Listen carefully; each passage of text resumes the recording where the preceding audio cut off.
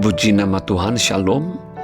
Pagi ini kita kembali merenungkan satu bagian firman Tuhan dengan judul Identitas dan Karakteristik Anak-anak Allah. Terambil dari kitab 1 Yohanes 3 ayat 1 sampai yang ketiga. Demikian bunyi firman Tuhan. Lihatlah betapa besarnya kasih yang dikaruniakan Bapa kepada kita, sehingga kita disebut anak-anak Allah. Dan memang kita adalah anak-anak Allah. Karena itu dunia tidak mengenal kita, sebab dunia tidak mengenal Dia. Saudara-saudaraku yang kekasih, sekarang kita adalah anak-anak Allah. Tetapi belum nyata apa keadaan kita kelak. Akan tetapi kita tahu bahwa apabila Kristus menyatakan dirinya, kita akan menjadi sama seperti Dia, sebab kita akan melihat Dia dalam keadaannya yang sebenarnya. Setiap orang yang menaruh pengharapan itu kepadanya menyucikan diri sama seperti Dia yang adalah suci. Saudara, setiap orang yang sungguh percaya kepada Yesus Kristus diberinya kuasa supaya menjadi anak-anak Allah. Itulah janji firman Tuhan yang tertulis di dalam Yohanes 1 ayat 12. Semuanya itu terjadi atas kita oleh karena kasih-Nya yang dikaruniakan kepada kita oleh Bapa di surga. Dengan identitas baru dan memiliki posisi sebagai anak-anak Allah, maka kita akan menjadi ahli waris yang akan menerima janji-janji Allah. Roma 8 ayat 17. Oleh sebab itu, setiap orang percaya harus memperhatikan cara hidupnya selaku anak-anak Allah.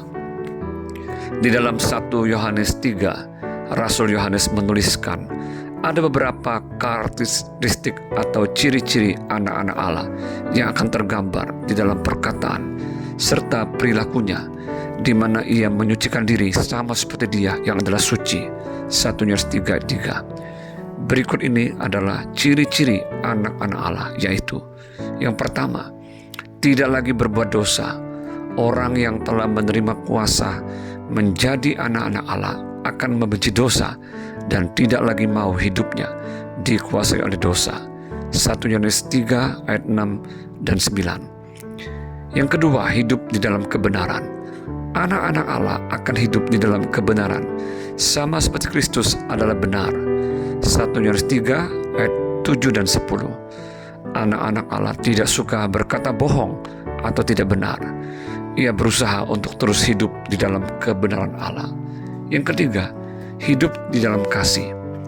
Ciri anak-anak Allah adalah mengasihi Allah dan mengasihi sesama, serta tidak menaruh benci seorang kepada yang lain. 1 Yohanes 3, 14 dan 23. Dan kasih itu bukanlah sekedar dalam ucapan, tetapi dinyatakan di dalam perbuatan dan dalam kebenaran. 1 Yohanes 3 ayat 18.